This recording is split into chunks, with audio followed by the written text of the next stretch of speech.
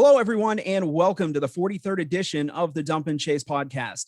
The Phantoms ended up with a 500 weekend after 3 games in Muskegon. Now they return home to the Covelli Center for 3 more with Green Bay. The British Columbia Hockey League is talking crazy, and for this episode, we expand to a 3-man booth. The show starts right now.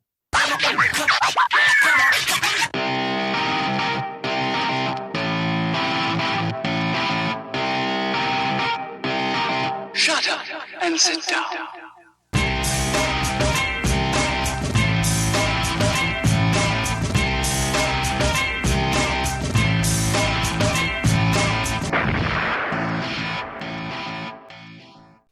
I really wish I had something clever to follow that up with, but I am completely tapped out for the week. My name is Sam Olmstead, and joining me as always is the man who saved Earth from an alien invasion by volunteering to live here and keep an eye on us humans, Mr. Justin Irwin. Yeah, there was a deal about quarantining off the area, and, you know. Took it a little far with the quarantining part. I apologize for that. I was watching Futurama when I wrote this bit. But as they say in the infomercials, but wait, there's more. You thought 2 hosts would be enough, but not for this episode. And our special guest host is one of a kind. He slices, he dices, he makes thousands of julienne fries. He requires minimal cleanup and always leaves the fresh scent of pine. I am, of course, referring to the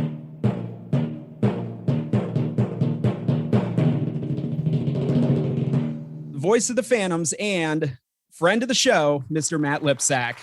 I have achieved friend of the show status. My life is now complete. The only other question that I have is, Justin, are you in fact the Green Lantern of Sector 2814? Probably, yeah, more of a yellow or. Yeah, you brought it up a while ago that you hadn't achieved friend of the show status yet. And there's a very select process for giving that title out. And that process is there is no process. He's been kicking this around for like, I don't know, a couple of months. Yeah.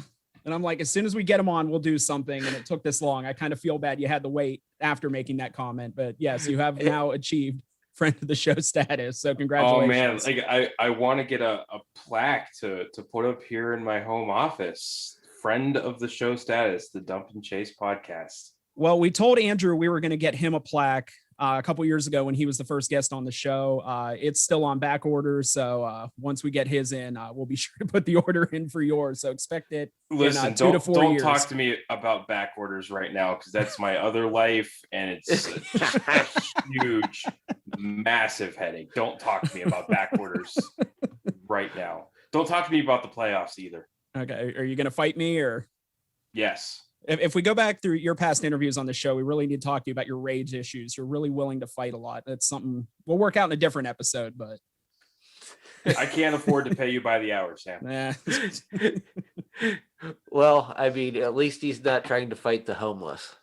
Oh, thanks. Thank you. We'll have another clip show coming up sometime. In this episode, we will not be interviewing Matt. We've already done that twice, and we don't know what the hell else to ask him. So Matt's just going to be joining along with us on this roller coaster that we call this show. Roller coaster. It's kind of like a roller coaster tycoon roller coaster. Not completely finished. There's going to be a crash and burn at the end. I am along for the ride and perhaps provide some modicum of adult supervision here, although really that's a lost cause at this point. And that's saying a lot, as I believe you're the youngest of the 3 of us. You know. Okay, so with all that, we're just going to go ahead and jump right into the episode. This past weekend, Phantoms traveled up to Muskegon. 500 weekend, 3 out of a possible 6 points. Thursday was a 7-5 loss. And Muskegon's Jack Williams, once and for all, proved it is a lot easier to score goals when the goalie is not in the net.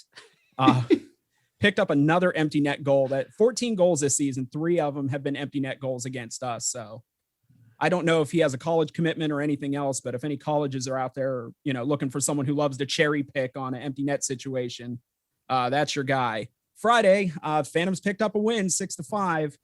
My favorite part of that was the next day when their Muskegon's coach, Mike Hamilton, called the win a fluke. So that was fun.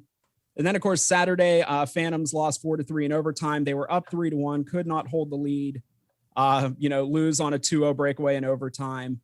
But overall, given how the Phantoms' history with Muskegon has been this year, 3 points, in 3 games, really nothing, anything to sneeze at this point. No. It was close all 3 games, which we're pretty used to. I thought, we had a lot of good play from our younger players. I think we'll touch on that a little bit later. But it was one of the better weekends we've seen in a while. So just for record keeping purposes, I have Jack Williams committed to Northeastern University. There we go. All right, so we're going to get into now, as far as recapping the weekend, what I have lovingly called 4 points. I call it that because I'm the one that types up the run sheets every week. So going into it, we're going to go around the horn here. As far as what I liked about this past weekend, I originally had it as my original thought was the fact that, in 9 periods of hockey, plus 30 plus seconds of overtime, I really felt like the Phantoms only had 2 bad periods in that entire stretch. Looking into things a little bit further, I would say what I liked from this past weekend, the Phantoms were able to hold Daniel Gushin in check this series, and kind of looking back for the season for the most part. In 6 games he has played against the Phantoms, he's only put up 6 points, point per game average. He's put up 47 points in the other 30 games that he has played, which is good for 1.5 points a game. And definitely watching through the weekend, you saw that there was really, an effort on the Phantoms' part to hold Gushin in check. Well, Justin, what about you? What did you like from this last weekend? Okay, yeah, I like the play of our some of our younger players. Riley Duran, he had 3 goals, 2 assists. Jack Larrigan had a goal and 2 assists. And I mean, both played really solid 60-minute games, generated a lot of offense. We had an affiliate, Lucas Clem, came up, kind of a highly touted prospect. I think he was our 3rd round phase 1. So, we got to see a lot of play from, players that are maybe coming back another season, 2 seasons. All right, Matt, what about you? What'd you like from this last weekend? Well, Sam, I'll tell you what, we scored 15 goals over the 3 games. So 5 goals a game, I will take that in the game of hockey any day of the week and twice on Sunday. I also like the comeback ability, really something that the Phantoms have shown all season long to keep themselves in games. Obviously the win-loss record doesn't reflect it, but, they got down by, I believe it was 2. I think it was 3-1 in the Thursday game, and they came back and tied it before, obviously Muskegon got that goal in the final minute. No, it was down. They were down 5-3, wasn't it? And then we tied it at 5.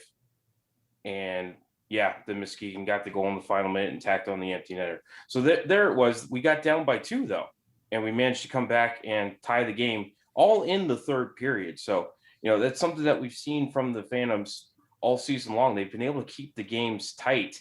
And I have this stat on the game notes that in 25 of the Phantoms regulation losses, they have been within a goal in the 3rd period in 21 of them.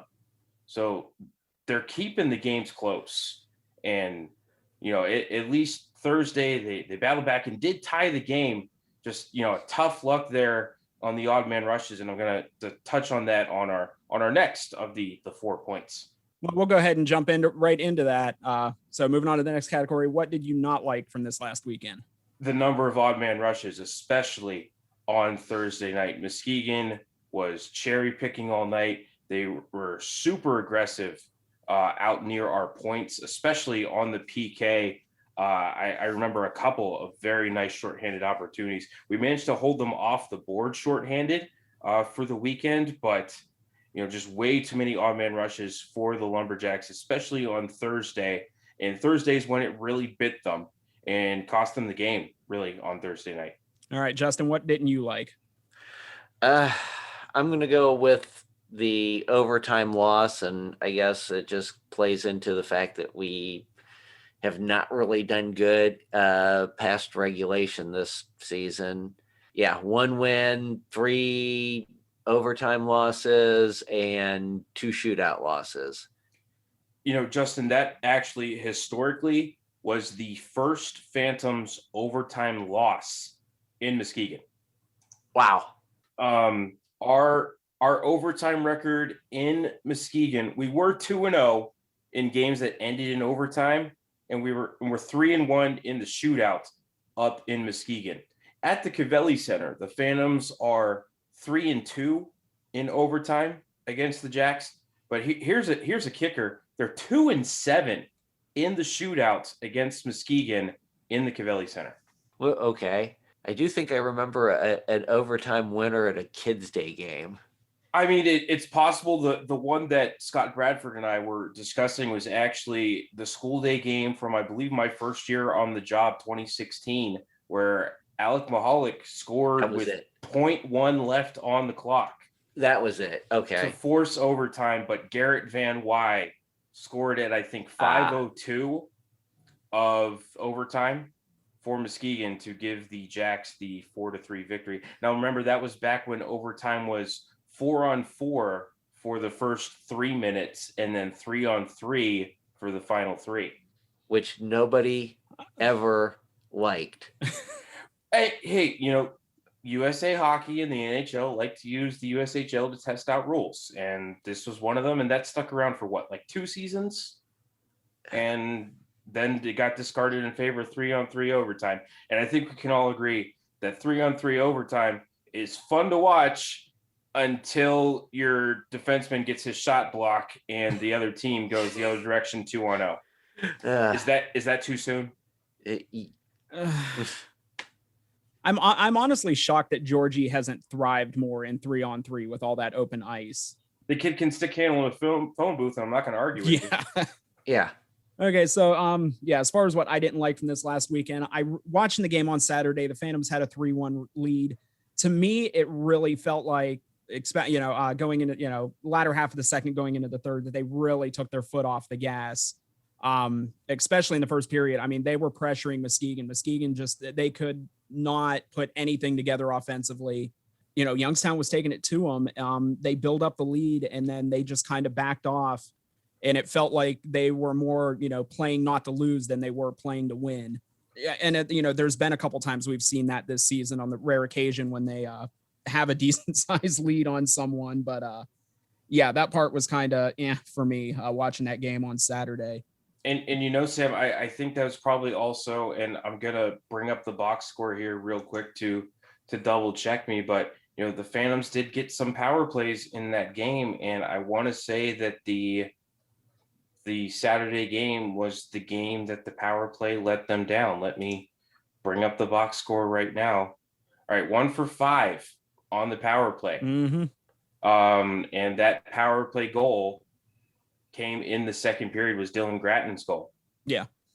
So after Dylan Gratton's goal, the Phantoms had 2 more power plays and couldn't put anything together when they really could have used one. And I mean, all credit due, of course, to Nate Reed, who played an excellent game. Well, that'll lead into my favorite moment from the weekend. Dylan Gratton's power play goal on Saturday. I grew up a lot of years playing street hockey, roller hockey. Now, does that make me some kind of an expert in anything? No, I haven't played in 20 years. Funny enough, I've never played ice hockey before. That makes 2 of us. I've played roller hockey. I've played street hockey. I have never played ice hockey. I've never stick handled a puck on ice ever. But there's just, it took that shot in between the circles, probably 20 feet or so.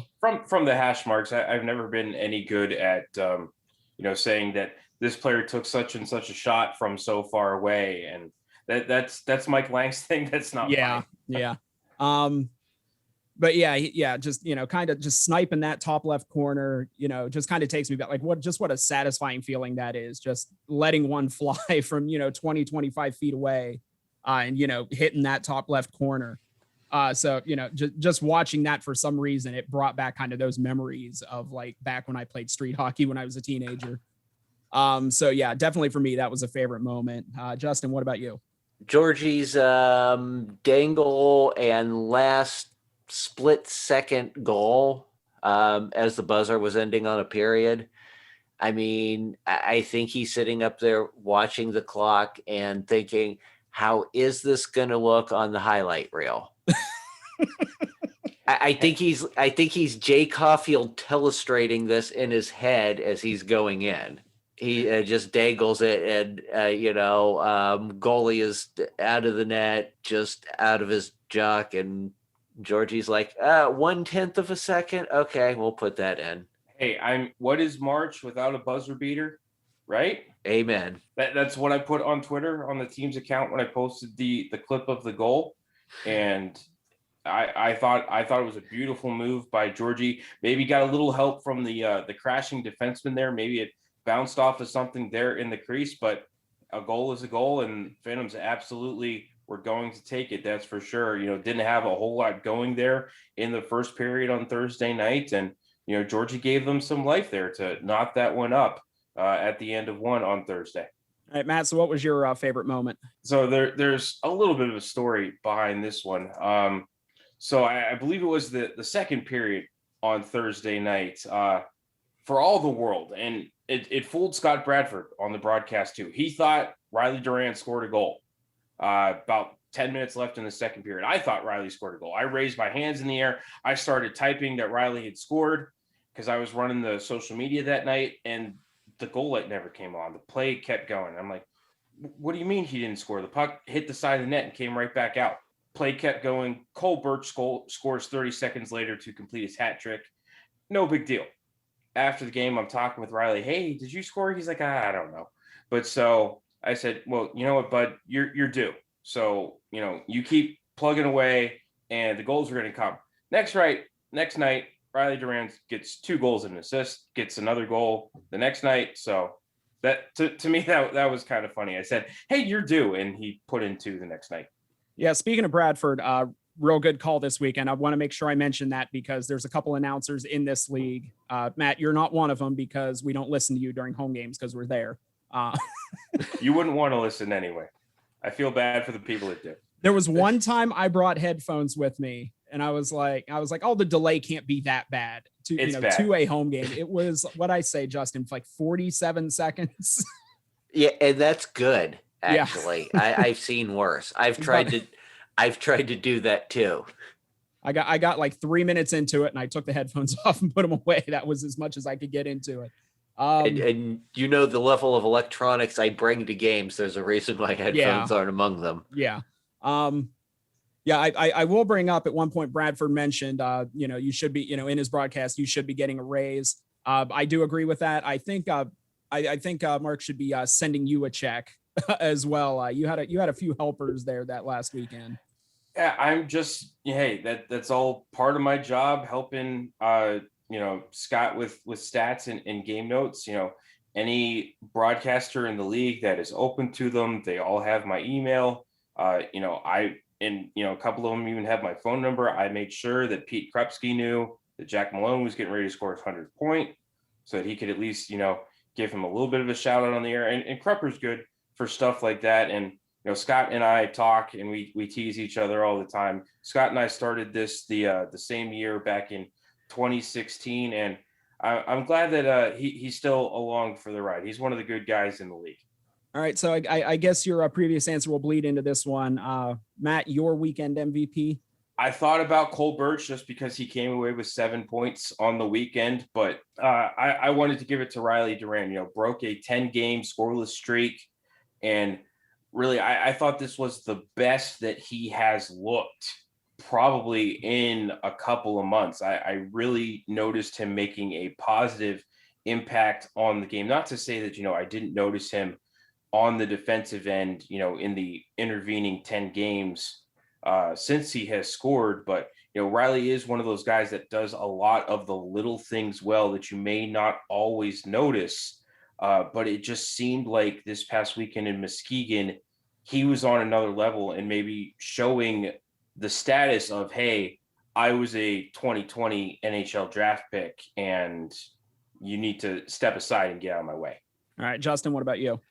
I guess if he's going to go with Duran, I'm going to go with Matthias Scholl. Matthias, Say it right. Matthias, yes. I am sorry, Matthias. That is on the pronunciation guide on the line chart, and I will not abide you saying his name incorrectly. I will not abide it, sir. We don't have a pronunciation guide on our It is on the line chart, which is on the Phantom social media. I don't want to hear you. Yeah. I don't want to hear Tobin Meyer either, but Okay. yeah, I'm going to put him on blast.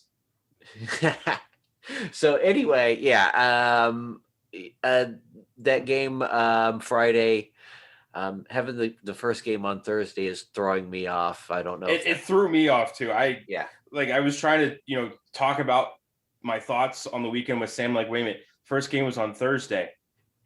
And we've got another one of those coming up when we play the Steel on the 15th, and then Muskegon is in town on the 16th and the 17th. So it's going to keep throwing us off. So if you say Friday and you mean Thursday, I think you're going to understand. But I think this time I mean the Friday game, the middle game, the one that we won. He came in the night before in relief. Purcell gave up a couple of goals early on. I thought for once Patterson actually, really noticed that, hey, maybe I should pull the goalie early. And, I thought it got a positive impact. Then Scholl comes in the next night. We chase score pick. Nate Reed comes in. As Matt mentioned earlier, he had a tremendous weekend. That game was really a goaltender battle, despite, the high scoring. I think Scholl was the difference in that game. And for me, I'll go back to someone you guys were just talking about a little bit ago, Jack Larrigan. Like you said, 1 goal, 2 assists on the weekend. This is a 16-year-old. He's going to be 17 here, I believe, about a week and a half. He'll be 17, but an 04 birth year. Just watching him throughout the season, I mean, all 3 phases of the game, he's getting stronger. His skating, I feel like the past few weeks has kind of gone up a notch. I kept noticing during this past weekend, there were several moments. Muskegon really looked like they were having trouble keeping up with him. Had trouble defending him. He was giving their defenders fits. I would say so far this year, this is probably the best weekend he's had. And, even watching on TV, it was very obvious the type of game he was playing this last weekend. Just for note-keeping purposes, we are recording this on March the 31st. So happy April Fool's Day, everybody. But Larry's birthday is April the 9th. So Larry, happy birthday, bud. And Jack actually, has feasted against Muskegon this year. 2 goals in the middle of February. And then here's a third, and then 2 assists. So 5 points against Muskegon in the season series. Which if I click here and filter by Muskegon, we still have 2 games left against Muskegon. So there are only 4 out of the... So Jack is averaging about half a point a game against Muskegon, which obviously well above his season average. So something about Muskegon Lumberjacks that's bringing the best out of Jack Larrigan, and you're going to go far as the Youngstown Phantom if you play well against the Muskegon Lumberjacks. I was about to say the same thing. All right, here's what we're going to do from now on. Matt, you won't have to talk on every episode. We're just going to keep you on the screen every time we record. You're just going to be our fact checker. Well, it helps that I have this goofy spreadsheet that I have for the line chart and the other goofy spreadsheet that I have for the all-time records and everything. I was working on game notes for this weekend earlier today, so I just left everything up on my computer because I can't finish because there are games in the league tomorrow, April the 1st. So I can't finish all of the way. So I left everything up on the computer. I'm like, oh, these might be nice to have for tonight's episode of the Dump and Chase podcast, brought to you by hockeyfan.com.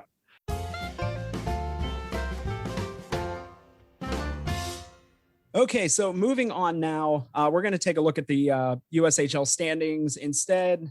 Typically, we look more towards the Eastern Conference or the top of the standings. This time around, we're going to take a look at the bottom of the standings. At least the one prize you get for finishing last in the league will be the first overall draft picks for phase 1 and phase 2. So right now, Youngstown, of course, in last place, 24 points with an estimated 12 games remaining. We're not going to go into all that. Lincoln is right now 9 points ahead of Youngstown with 12 games remaining. Waterloo is 11 points ahead with 10 games remaining. So I would say at this point, it's a fair bet Youngstown ends up with the first overall picks. At least if anything, there's some wiggle room there. A lot of home games coming up this month. There's some wiggle room there to get some wins at home, give the fans a good show to close out the season without losing that first overall pick. Yeah. So we also picked up a couple of bonus picks from Tri-City. So yeah, we could have a pretty good draft year. And, going down the stretch, maybe without quite so much pressure to keep your playoff position or advance in the standings, you might see some more affiliates called up. So, we might get to see, a few people we drafted, this past season that we might not see until next season. So, you were mouthing something. Yeah, I was counting because I'm trying to figure out how many games the Phantoms have to make up. By my count, which is by no means official, the Phantoms need to make up 3 games. That's 3. Yeah. Okay, we all say 3. Okay, because I'm looking at the Phantom schedule on USHL.com right now. And for what they have done all year, they've done this pretty consistently, is when a game needs made up, they have put its status as postponed. My count is we need to make up 1 game against USA and 2 games against Dubuque. On the USHL.com schedule, it only shows the 2 games against Dubuque, but the Phantoms have only played 40 games, and there are only 11 remaining on the schedule, which means to play 54 games, they need to make up 3. Correct. Yeah. Okay.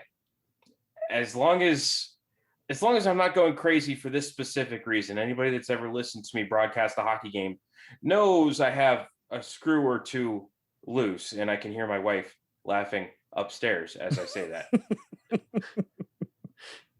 that. So yeah, I have the same count. Wait a second. They added a game. I didn't even know USA? On April 22nd. I had no idea that game was on the schedule.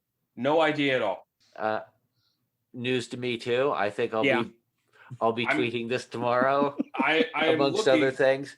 I have my laptop, which is what I'm looking at as I talk to you two. I have an HDMI running up to a 32-inch TV on my wall so that I can look at other things. And there is a game against Team USA on April 22nd on the schedule. Okay. Well, hey guys, guess what? Yeah. according to the Dubuque Telegraph Herald, the 2 games against Dubuque will not be made up. I'm not touching that with a 10-foot I know pole. you're not. Yeah. Although also, this game is going to be played at the Cavelli Center. It was originally scheduled. This was the Black Friday game that was supposed to be played in Plymouth. Yeah. But USA is going to be the home team. They did this, I want to say, in Dubuque too. They did this in one other city. Or no, I think maybe it was Omaha. I'm going to ask you guys, did you guys see a tweet announcing this schedule change? Not one, no. Nope. I just want to make sure I'm not alone. I just work there. Nobody tells me anything. It's bad enough with Team USA not knowing which squad's going to show up. Now, if we have to add in, we don't even know where it's going to get played. That statement was not endorsed by Matt Lipsack. Yeah. Not in the least. I'm not affiliated with these two. No, he is not. We would like to. We are an independent fan broadcast. We are not affiliated in any way, shape, or form with the Youngstown Phantoms or its employees. Okay, moving on. What if we talk about another league? Can we? Yeah, let's move on to something we could actually probably publish.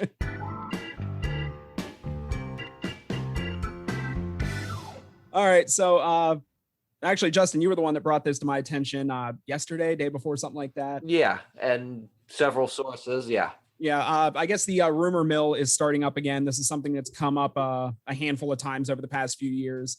The BCHL is talking about leaving Hockey Canada.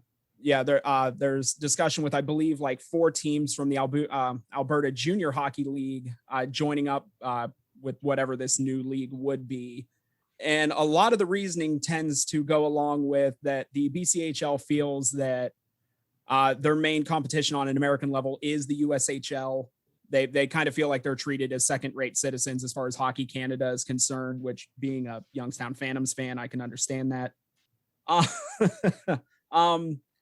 But yeah, all these things getting floated around. BCHL, may want to start doing a series with their league champion and the USHL's league champion, maybe playing a series against each other.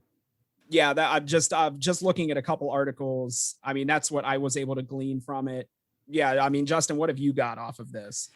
I think you covered most of it. I have my suspicions that a lot of this has to do with the fact that several teams I've seen out there have complained that the USHL poaches a lot of players off their rosters. We've seen in the past that they've poached a bit off of ours, but since they're kind of more in line with the USHL, they don't have the same issues with NCAA, things like that the Canadian major juniors have. And they think that they're a cut above junior A. What? Oh, Matt's wife walked into the background. I was waving. Oh, okay. So, all right. I just saw you waving and I'm like, what did I do? Okay. Yeah. All right. Let me start jangling some keys to get your focus back, or I don't know where I was before you started waving in the camera. Okay, yeah. I'm texting Alexis right now to say, hey, guess what? I just found out we have another game at home.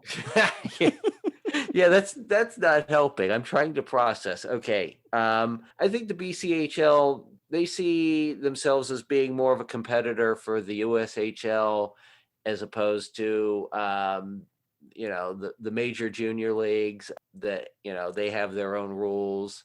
And since USHL kind of poaches a lot off of them, they might want to start a bargaining agreement with the USHL and, maybe even the NAL to try to shore that up.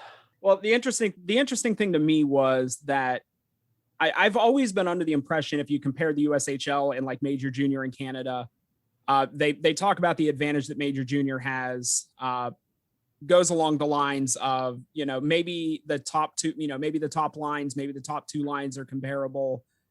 There's a lot more depth in major junior than you would see in the USHL. I've actually seen a couple of interviews, sound bites, and everything else from this of talking heads in Canada actually saying that they believe now that the USHL has actually caught up to major junior, and more compare the BCHL to more of the NAL than they would the USHL. But there's a lot of sniping in Canadian hockey between the leagues. The thing I would think that as far as this whole, champion against champion, BCHL against USHL, to me, I just couldn't see it happening. I mean, more than anything, the USHL has been competing with Canadian juniors for players, for clout, for all that kind of stuff. I don't know, short of sending like the U18s up there for a series, I can't see the USHL wanting to do a series like that, and kind of run the risk of, losing the bragging rights if they were to lose a series to a BCHL champion. I mean, just for, hypothetical's sake, why not send both the teams that make it to the Clark Cup final and play, a team from the Q and a team from the BCHL and any other major leagues that they want to put up against us. I seem to recall it might have been 5 years ago that they sent the Chicago Steel over to Russia for a very similar thing. Waterloo the year before that. So, I mean, one, why have the cost of sending them all the way over to Russia when, there's some great junior hockey just north of the border here in North America. I think it'd be a great way to grow the game and get, the league more exposure, especially out west where we don't seem to get a lot of players from in the league in general. So, yeah. And I mean, there are, maybe not the concentration of the, youth teams like you see in, the Midwest and, the Northeast. But yeah, I mean, you've got, Los Angeles, there's a lot of good youth hockey. I mean, all up the West Coast. So. Okay, so moving on, we are going to take a look at the games coming up this weekend at the Cavelli Center with Green Bay. And, a lot of promotions coming up this weekend. So luckily we have the voice of the Phantoms here to help us out with this. And judging by that look, maybe not. Listen, the promotions, I write commercials. Sometimes I record commercials. After that, it's out of my head because I have so many other things I have to think about. And you record commercials for pizzerias in Green Bay. I mean, that's really branching out. Listen, that was frightening listening to that commercial last month. Because it really did sound like me. Yeah, it did. I wish I could remember the name of the pizzeria now. Yeah, the guy even says his name at the beginning, and it's obviously not Matt Lipsack, but you listen to if you don't catch that at the beginning, you're like, why is Matt doing pizza commercials in Green Bay? Listen, Jordan Coons does commercials on the Muskegon broadcast. And granted, he recorded those commercials before he left for his stint in the ECHL. So some of those commercials that Muskegon is using are 3 and 4 years old, but I mean, they're still relevant. But yeah, Jordan Coons recorded them. So, I'm kind of hurt that Scott hasn't asked me to record any commercials yet, but it's okay, Scott. I understand. But yeah, Green Bay for 3 nights. Friday night, 7:05 start time. Saturday night, a lot going on. That is another 7:05 start time. Of course, drink at the rink, dollar beers until the end of second intermission. Also, Guns and Hoses night, Phantoms tribute to first responders and the like. And of course, the jersey auction. I believe that'll be the white jerseys. On the 3rd, yeah, white jerseys. Free tickets for first responders. Make sure to call the Phantoms box office 330-747-PUCK, 330-747-7825. Ask for Ariel and get those tickets, you first responders. We would love to have you out at the game on Saturday, April the 3rd. And again, like Sam said, dollar draft beers till the end of the second intermission. And I'm just over here making stuff up when I say, oh, Matt can help us out with this. Like I said, I had to write commercials. Then the game on Sunday, that is a 4:05 start time. That is Carnival night. I have no clue what that means. There are going to be carnival games and prizes on the concourse all game long, and all kids 12 and under receive free cotton candy and free Pepsi. Ooh, parents will be so happy. What if you're as tall as a 12-year-old? Can you still get the free cotton candy, or why is that limited to 12 and under? I mean, and hopefully for Carnival night, the clowns are only on the concourse and not on the ice. Yeah. And by that, I mean the refs. Now, these are just going to be carnival games. There isn't going to be like a like Ferris wheel, like one of those ones that can be built in like half an hour, like out in the parking lot. We're not going to have anything like that. I guess COVID has nixed the bouncy house. That is not my department. Contact the Phantoms ticket office for more information at 330-747-PUCK. That's 330-747-7825. He's like a soldier trained under torture. I know. He is not giving up rank.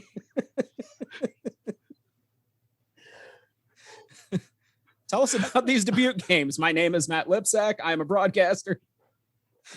That's all I'm going to give you. We will report back to your superiors. You held up very well under duress here. Yeah, for me this weekend, it boils down to the Phantoms need to contain Mason Lohrei. 7 games against Youngstown this season. What are you shaking your head now for? I'm agreeing with you because he has absolutely killed us this year. He has Well, killed a lot of people this year. Well, so far, finger guns has meant Sam shut up. So got to come up with a different sign for that.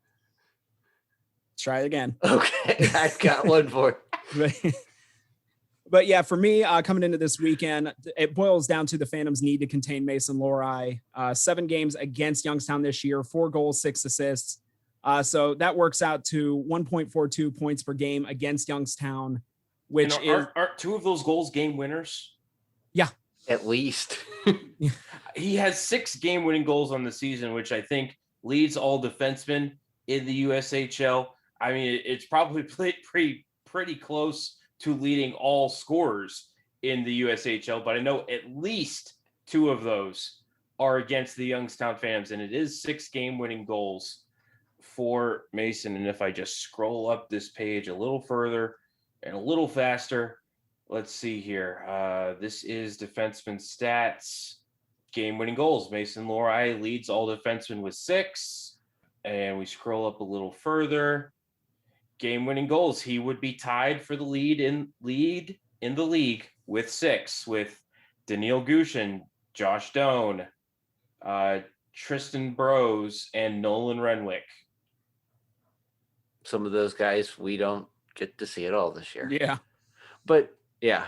And yeah, I mean, I think Lohrei is the only defenseman this season, and I can't even remember the last time in the league I remember a defenseman who led his team in points. Oh, I'm sure it's happened recently, just nobody immediately comes to mind. But I mean, to me, it comes down to this. I mean, if they can keep for one weekend, if they can keep Lohrei in check the way they did Gushin, I would say they stand a chance. 2 weeks ago, Lohrei missed 3 games due to suspension. Hands down was probably the worst 3 games that Green Bay has put together in a row all season. They ended up with a 4-game losing streak there, but that was their only 3-game losing streak at the time of the season. And they were not good in those games at all. And I pointed out the other day, if that doesn't put Mason Lohrei kind of towards the top as far as league MVP this year, I don't know what would, because that team absolutely fell apart without him in the lineup. So, I mean, even if they can just kind of keep him at bay like they were able to do with Gushin last weekend, to me, that would be a big win. I mean, I don't think there's any doubt at all that Sean Farrell or Matt Coronado is going to win the league MVP race, but Mason Lohrei is absolutely going to be the defenseman of the year. Not only, is he the only defenseman in the league that is in the top 10 in scoring, but he has a plus 23, which I think is 3rd best in the league. Yeah. So, and it's 3rd best on his team. So, how good are the Green Bay Gamblers that Mason Lohrei is a plus 23 and he's 3rd best on the team? Ohio State is absolutely getting a stud here. Okay, so we're coming down to the end of the episode, which means it's time for another segment of Ask Justin.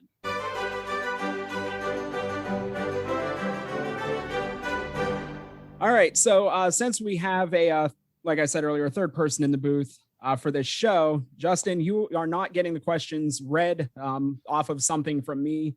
You are getting them live, and you are getting them from our guest host, Matt Lipsack. So cue flop sweat. And good luck. All right, Justin, first one, Frozen 4 pick. St. Cloud State versus Minnesota State in the one semifinal, Minnesota Duluth and UMass in the other. Phantoms alumni only on UMass in this one, Lyndon Alger, Gianfranco Casero, and we are only going to mention Ty Farmer under our breath and give him dirty looks while we're doing it. Oof. Yeah. I don't think he's the only one on that squad that's left an impression like that either. We don't need to talk about the Delgaizo brothers, okay? You know who I was talking about, yeah. This is a really tough one. Sam, do you see the sweat forming on his forehead right now? Yeah. The people need answers, Justin. I mean, I guess I'll go with the long shot, St. Cloud State. Really? It's hockey. Anything can happen. I mean, we've seen 5 overtime games. That was entertaining. I did not watch it. I'm glad I didn't because I can't take those anymore. I think I went to bed at the end of the second, I think is when I went to bed. All right, next question. 1990s Bulls or 2000s Lakers? Ooh. That's not even hard, Bulls. Attaboy. That's not even a question. Sam's shaking his head, and I don't care. Give me that triangle offense. All right. How many losses for the Pirates this year? Oh, he doesn't do baseball. Yeah. Give me a number anyway. Yeah. Ooh.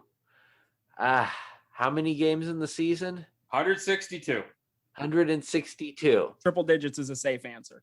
Yeah, I was gonna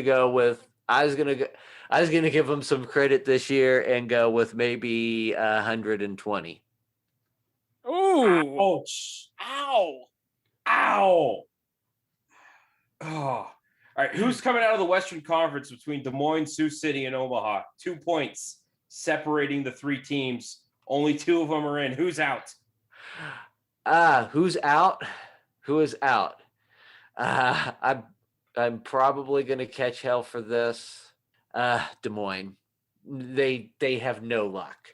That's fair. That's fair. When was the last time you heard of Des Moines getting a lucky break? Although, listen, Sioux City has 2 of the best goaltenders in the league. In fact, they may have the best goaltender in the league in Akira Schmid, but he's 14-11. They can't score. So that's Sioux City's problem. They can't score. Yeah. So the Western Conference, 3 teams, like I said, within 2 points of each other. It's going to be fun watching the Western Conference try to settle this out during the final month of the season. All right, final one, and it's a biggie. You've got somebody who has never seen the space opera known as Star Wars. What do you show them first, the original trilogy or the prequel trilogy? It should not take this long to answer this It question. really shouldn't. No, the original trilogy. Thank you. Yeah, there's. Thank I Okay. mean, yeah, there's. Yeah, I mean, I could Sam, go your on, boy but has not lost all his marbles yet. Oh. Well, you posed this question to me before the show, and I said if you watch the prequel trilogy, you completely ruin Empire Strikes Back. yeah. Yeah. It's you know it's coming at the beginning of A New Hope. You already know Yeah. what the backstory is. You completely ruin Empire Yeah. Strikes Back if you Yes. watch the prequel trilogy first. There's a reason why it's a prequel. Yes. So would you watch Rogue One before watching the original trilogy? It's not like there's really anything given away. Yeah. No, I'm okay with that. Yes. I enjoyed Rogue One. Yeah. It's a side story. It's a good side story. It adds to the overall. I think when it's all said and done, you watch them in the order they were released. It's, if you have Disney Plus, you can go into the Marvel Cinematic Universe section, and they have the movies in chronological order. Of the actual time frame of the movies themselves. But if you watch them in that order, it screws up so much. You have to watch them in order of which they were released, or you really get bounced around. And it's like, why is this such a big surprise? This was brought up like 4 movies ago. To me, with Star Wars, you have to watch it in the order it was released. That's fair. I mean, as a guy who, sometimes when the Phantoms score, one of my goal calls is you do not know the power of the dark side. This is something that I am a little bit invested in. That sometime before this season is over or next season, Mike Lang used to do the little contest where you could come up with a new goal call that he would use. So that is my personal goal, is I'm going to come up with something that you will use before the season's over. Oh my. Yeah. How much are you going to pay me for that? I pay that through Matt Geica, correct? No, you got it backwards. I'm his agent. You're He's not his mine. agent. That's right. Okay. I'm still waiting on my check from him from that episode that you did, by the way. But I'm told it's in the mail, and we all know that the mail is running a little behind these days. It's back ordered. I told you not to bring up back orders. It is a very sore subject right now, and I am feeling personally attacked. Justin, how do you work with this man? Vodka. Fair.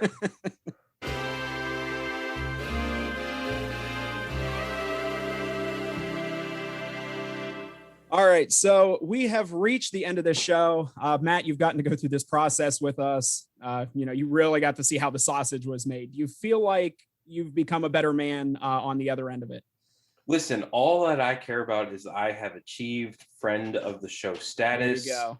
And I can die a happy man now. Justin, we may need some kind of banner up at the beginning of the episode with that. You might have to come up with something before the episode's released. I'll start working on it tomorrow when I'm supposed to be doing my day job. Just All right. falling into a mine. There you go. And as a final programming note, this past Monday, March 29th, was the 2-year anniversary of our first episode. So in 2 weeks, we are going to have a special podcast birthday episode. We have no idea what we're going to do yet because I forgot to mention this to Justin until right now. I was going to say, that's news to me. All right. So keep an eye out for that. We'll be doing something. We'll do it live. We'll be doing something for it. But no, as always, we thank all of you for tuning in. The Dump and Chase podcast is brought to you by hockeyfan.com. We are also syndicated on ohiohockeydigest.com in the Phantom section. Be sure to subscribe to our channel, like, comment, and all of that typical YouTube stuff. And don't forget to check us out and follow us on social media. The links are down below. So for Justin Irwin and our very special guest host, the voice of the Phantoms and friend of the show, Matt Lipsack, I'm Sam Olmstead. Thank you again, and we will talk with you all soon.